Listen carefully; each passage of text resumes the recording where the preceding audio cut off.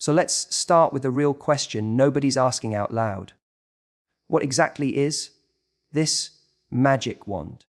Because we can all agree, it's not just what it looks like on the surface. Sure, it might appear like it's just about the physical, but if you stop there, you miss the entire game. Men may not say it outright, but this so-called wand isn't just a tool of pleasure. It's a symbol of how he wants to feel in your presence, in your energy, in the way you respond to him.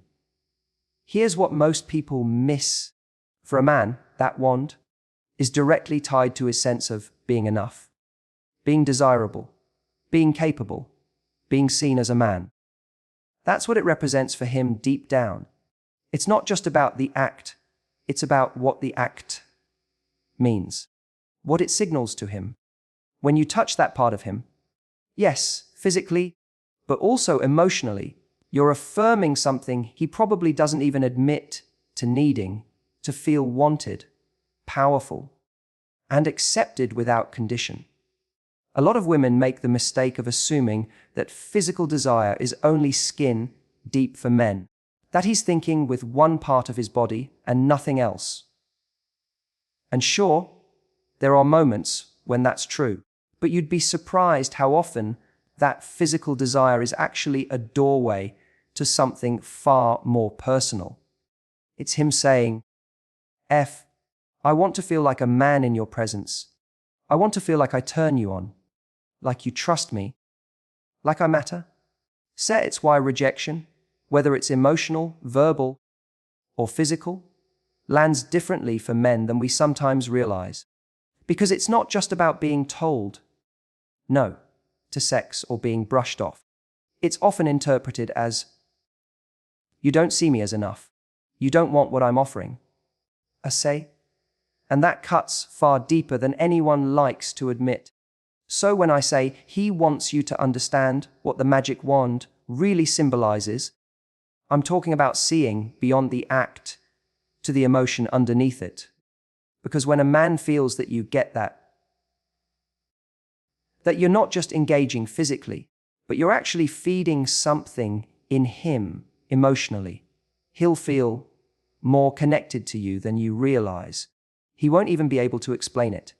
He'll just know that being with you feels different, real, safe. And look, this isn't about feeding an ego. This is about feeding connection. It's about the look you give him when he walks into the room. It's the way your touch lingers. It's the moment you show that you're genuinely turned on by him, not just going through the motions, that you're not performing, you're present. It's your curiosity, your appreciation, your surrender. That's what makes him feel chosen. When a man feels chosen, not just for what he does, but for who he is, he becomes someone completely different in your hands. He steps into a new level of energy.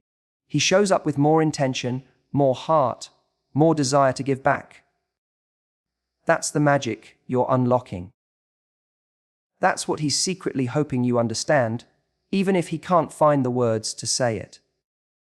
And by the way, it's not about perfection.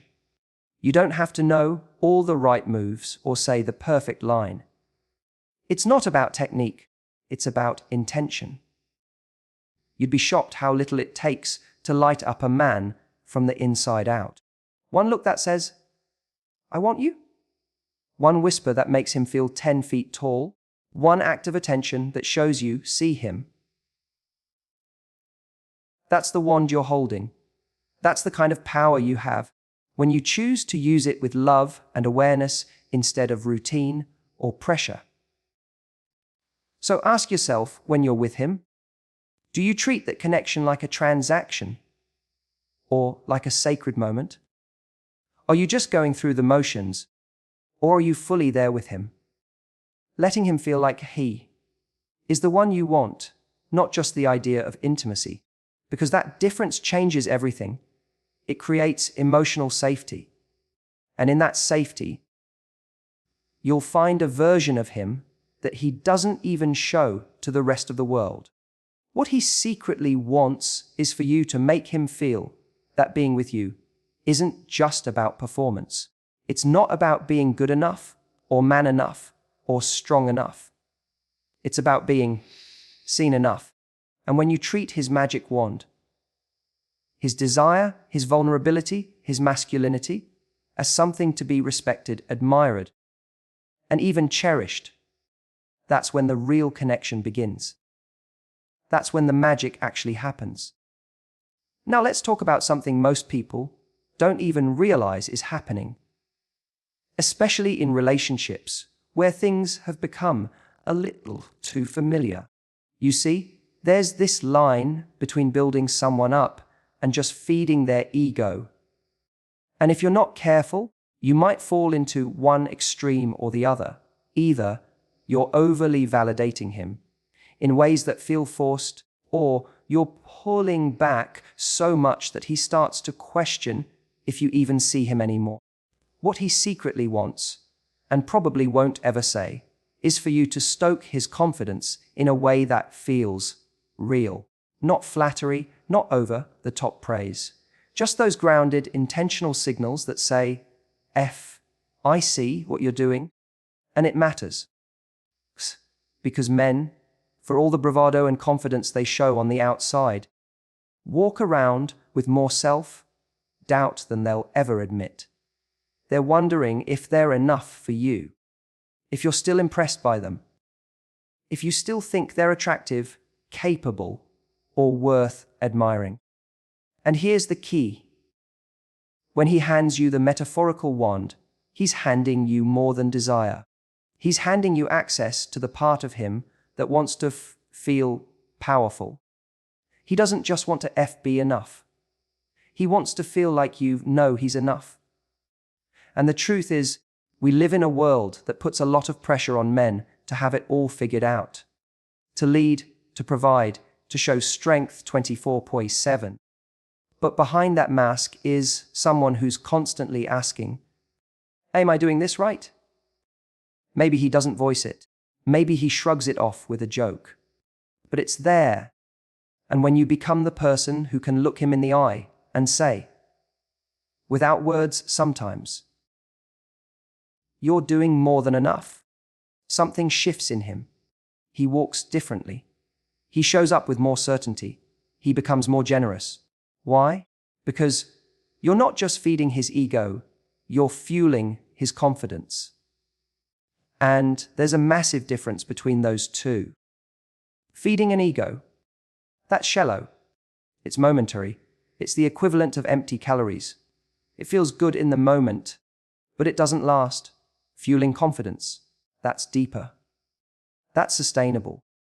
That's the stuff that makes a man go out and fight for you, protect you, plan for you, stay close to you, because he feels like he matters in your eyes.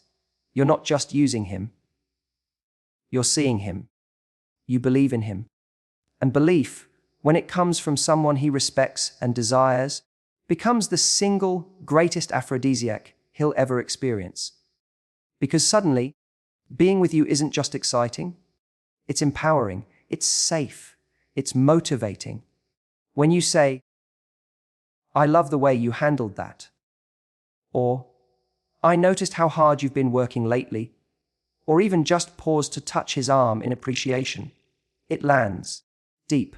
You might not even realize the impact you're making in those moments, but he does. Now, let's be honest. You don't want to become his therapist, his motivational coach, or his emotional babysitter. That's not what this is about. You're not responsible for healing every insecurity he has. But in a relationship, especially one with passion and long-term potential, your energy becomes a mirror. The way you respond to him either builds something in him or takes something away. So, take a moment and think, when was the last time you intentionally made him feel like he was winning with you? Not just tolerated, not just useful, but genuinely winning. That's what every man wants. He wants to feel like he's succeeding in the game that is your relationship. that he's making the right moves, that he still has what it takes to turn you on, to make you smile, to earn your respect. And I want to be clear. This doesn't mean pretending. This doesn't mean applauding mediocrity or faking excitement. It means noticing. It means recognizing effort. It means saying, "You were amazing tonight," or "I loved how you handled that situation," or "You looked so damn good when you walked in the room just now." It's those little acknowledgements that make him want to give you more, to show up more, to rise for you. Because when you spark confidence in a man, you awaken a version of him that's deeply present, deeply generous, and deeply motivated. It's not about control. It's not about manipulation. It's about connection. You're becoming his soft place to land, without softening his edge. You're giving him strength in a world that constantly tests him. That's not feeding ego. That's creating emotional fuel. So the next time you find yourself wondering how to build deeper intimacy, how to get more out of him emotionally, how to keep the passion alive, how to be the one woman he can't stop thinking about, remember this. He wants to feel like he's winning with you. Not because you're pretending, but because you're present. Because you see the man behind the mask.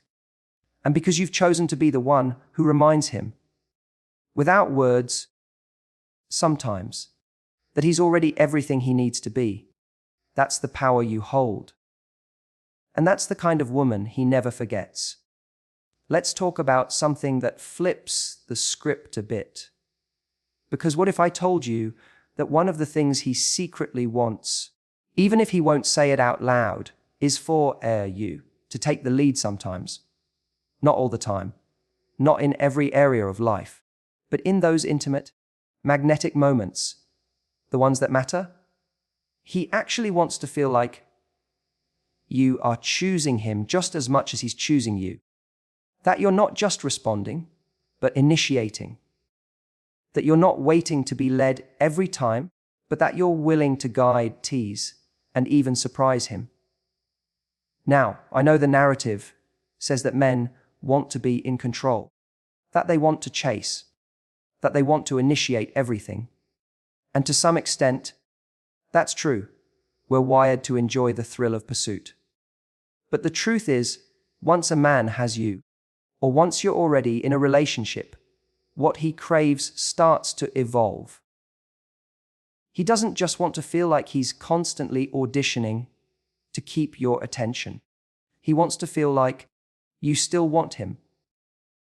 That the desire goes both ways. And one of the most powerful ways you show that, you take the lead. It doesn't have to be anything wild. It could be as simple as initiating a kiss before he expects it. Whispering in his ear when you're out together. Sending him that message in the middle of the day that says exactly what you'd do to him if he were in front of you right now. Those moments, they're electric. And they tell him, without a big declaration, "I'm thinking about you. I want you. I'm not waiting around for you to make every move. I'm in this too." And here's the part you may not realize. When you take the lead, you're not emasculating him. You're not stripping away his power. In fact, you're doing the opposite. You're giving him a break from the pressure. Because whether he shows it or not, being the one who has to constantly initiate, plan, pursue, and ignite passion can become exhausting. And over time, if he starts to feel like it's always on him, he might pull back. Not because he doesn't desire you, but because he's tired of carrying the whole thing. But when you step in and surprise him with your energy, your boldness, your confidence, he comes alive. He feels chosen. He feels wanted. He feels safe to let go for a moment and just be. That moment when you lean into him and say, "Oh, let me take care of this tonight." Or, "I've got something planned for us." or even just make the first move when you're alone, that's not just sexy. That's deeply affirming. And don't overthink it. This isn't about becoming someone you're not. It's not about trying to match some fantasy version of confidence. It's about being present with your desire and owning it. When you move toward him with intention, when you play with the energy between you, you create a dynamic that's fluid, where you both get to give and receive. That's what creates polarity. That's what keeps things exciting. That's what keeps him thinking about you long after you've gone. Because remember, men aren't mind readers. And even the most confident guy can start to doubt whether he's still got your attention if everything always has to come from him. If you're always the one being pursued and never doing the pursuing, it starts to create imbalance. And passion doesn't live in imbalance. It lives in dance. In moments where you give and take, where you surprise and surrender, where you lead and let him follow. And here's the beautiful twist. When you take the lead sometimes, it actually gives him a more freedom to show up fully.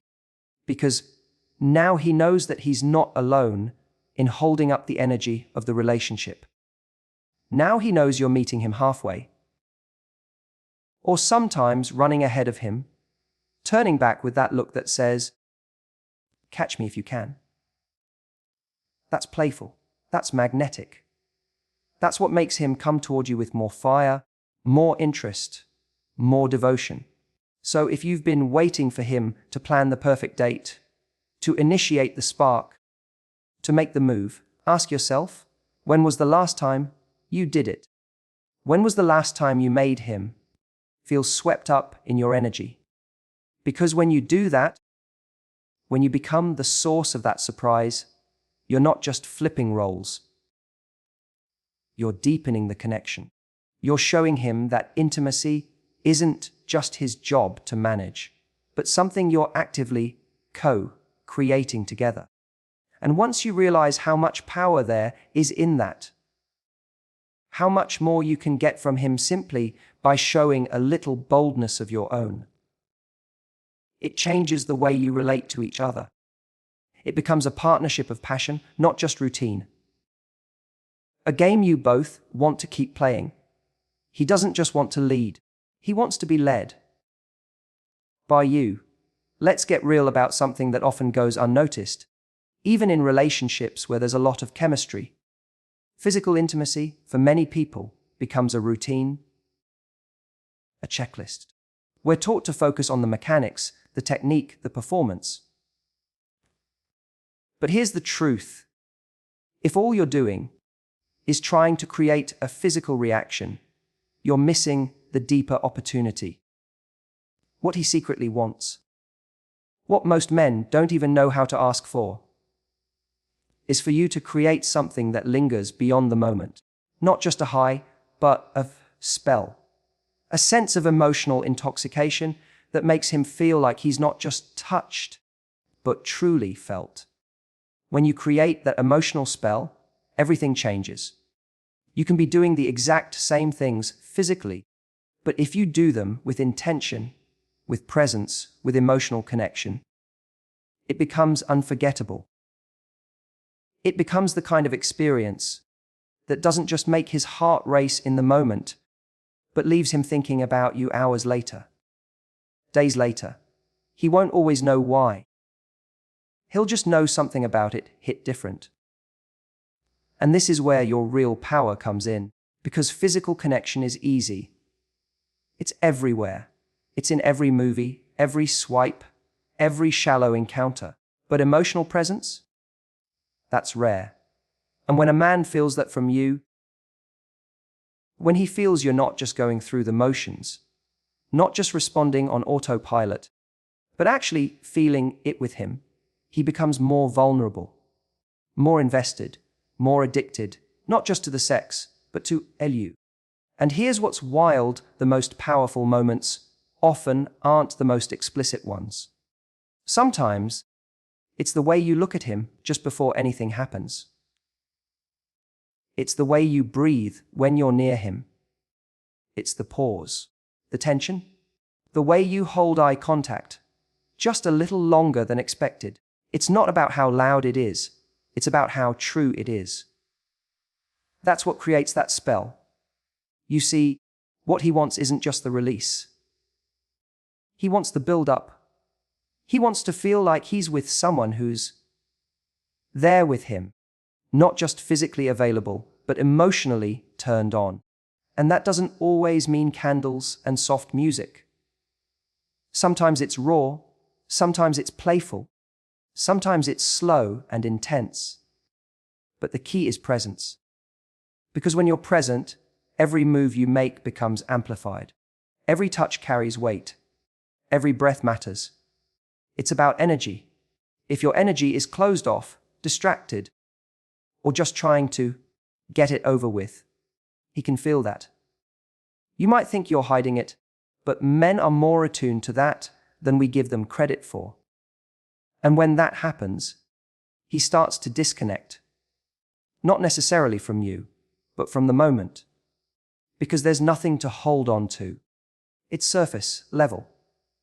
And deep down, whether he admits it or not, he's craving something that pulls him in, makes him forget about everything else, makes him feel chosen and consumed all at once.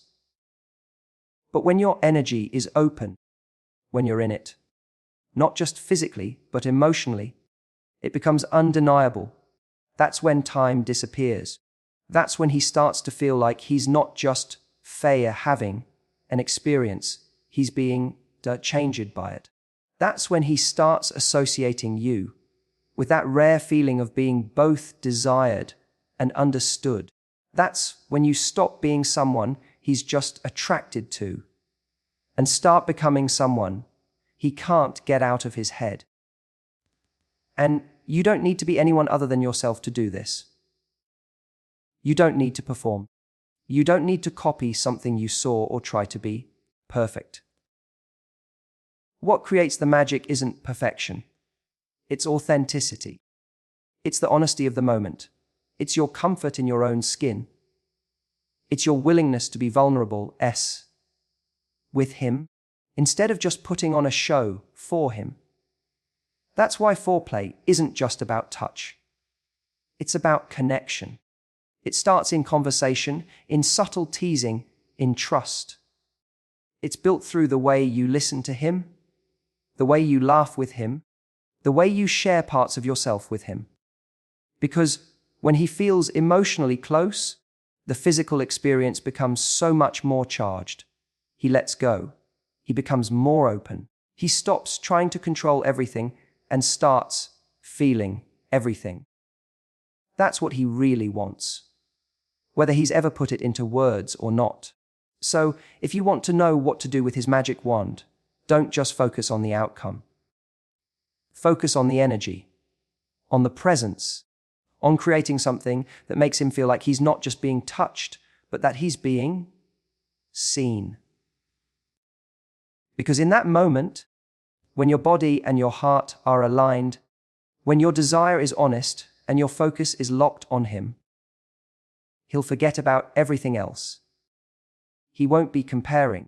He won't be distracted. He'll just be there with you. And that's when the spell is cast.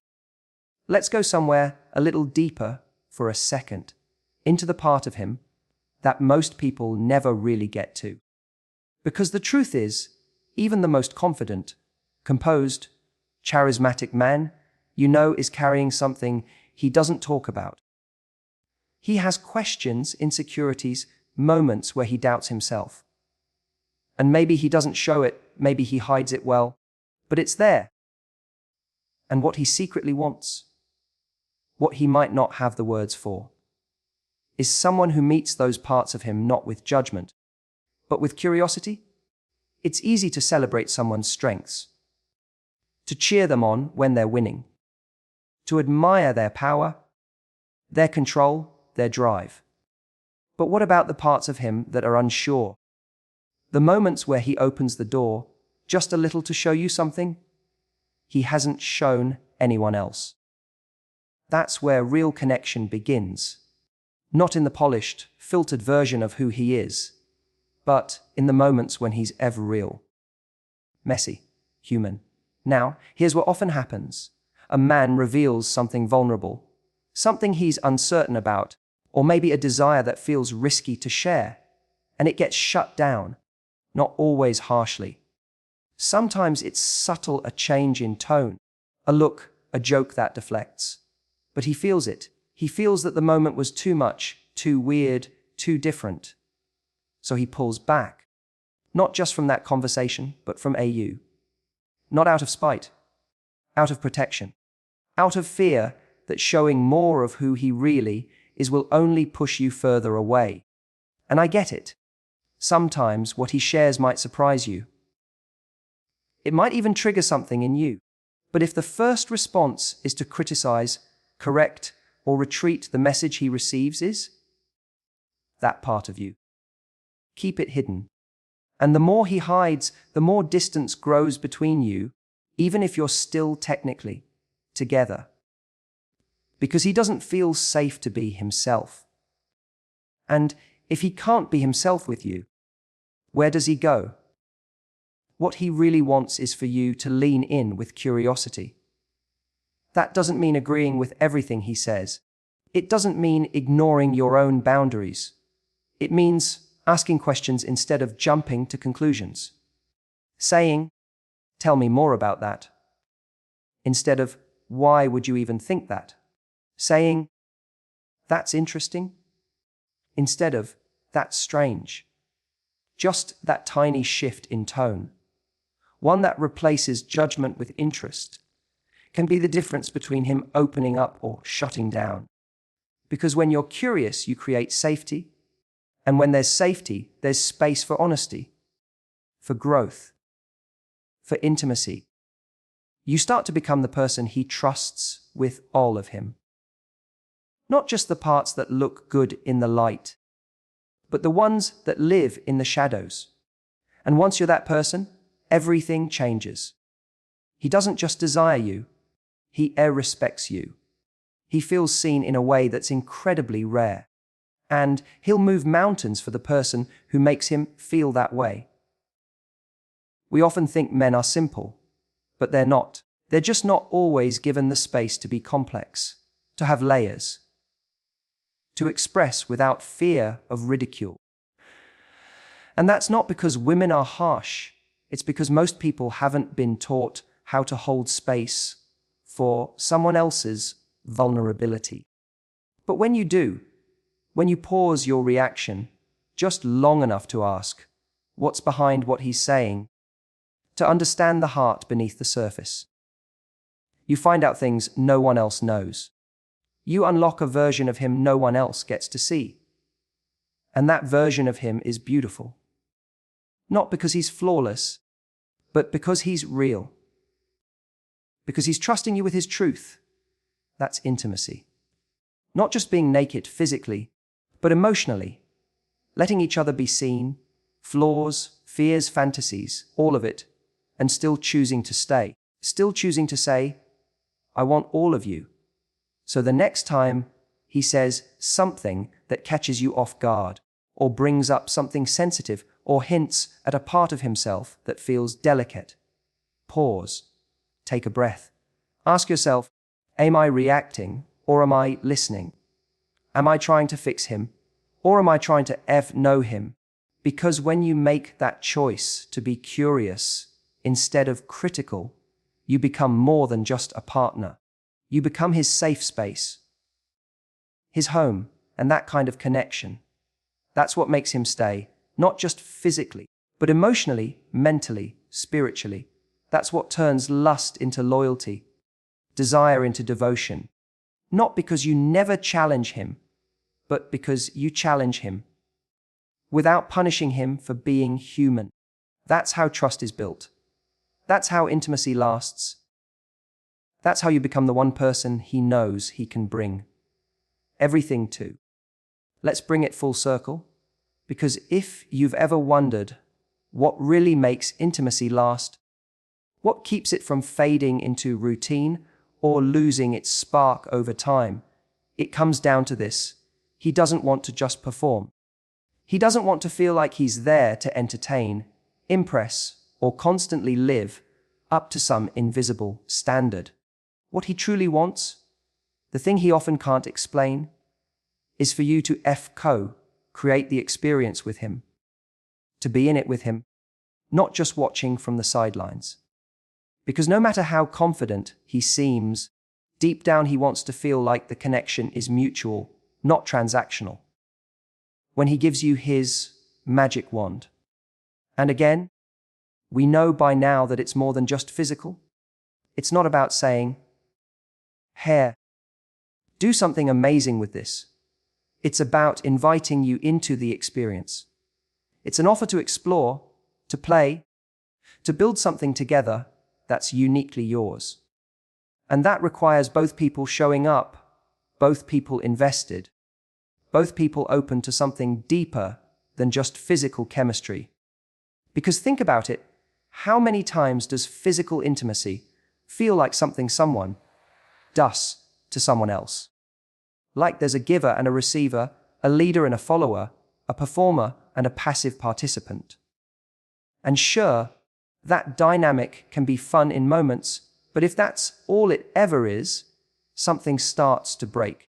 He starts to feel like he's being watched, like he's being judged, like he's carrying all the weight of making it special, making it passionate, making it work. And the moment he feels like you're not really there with him, not emotionally, not energetically, not fully, he starts to detach.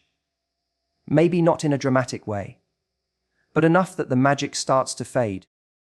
But when you show him that you're not just along for the ride, that you're in it, when you laugh, breathe, move, speak, respond, he feels something come alive. Suddenly, it's not about whether he's doing it right. It's about the two of you finding a rhythm together. It's not about performing anymore. It's about creating, exploring, playing. That's the shift that turns a moment into a memory. That's what makes him crave not just the act itself, but you. And let's be honest, co-creation isn't always perfect. It's not always sexy or smooth or flawless. But that's part of the magic. The willingness to be in the moment, to adjust, to try something, to laugh when it doesn't go as planned, to let go of the pressure to make it perfect and instead make it real. When you drop the need to impress or to follow some script and instead just show up with openness and curiosity, everything gets better. Because what he's truly looking for isn't someone who performs intimacy. He's looking for someone who participates in it, who adds her own spark, her own ideas, her own desire. He wants to feel like you're with him, not just physically there, but emotionally engaged, mentally present, that you're enjoying the moment for what it is, not thinking about whether you're doing it right, or comparing it to something else, or waiting for him to prove something.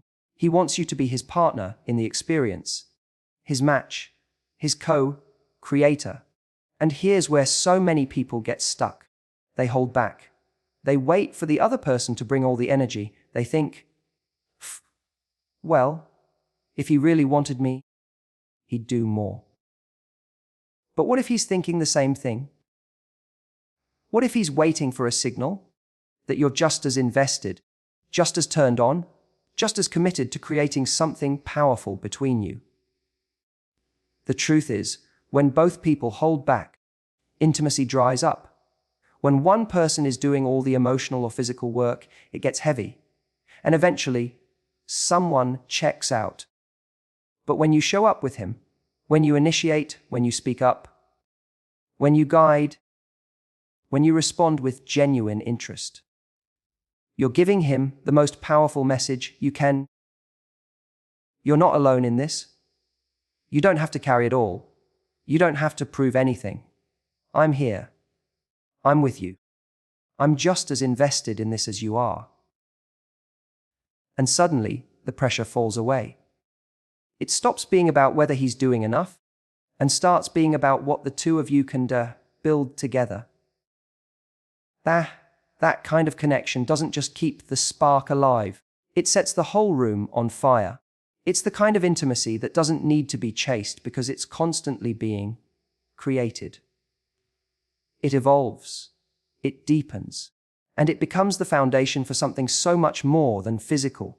It becomes trust, play, joy, emotional safety, mutual desire. And that's what keeps him coming back. Not just for your body, but for your energy, your presence, your heart. He wants you with him. Not watching, not judging, not waiting. With him.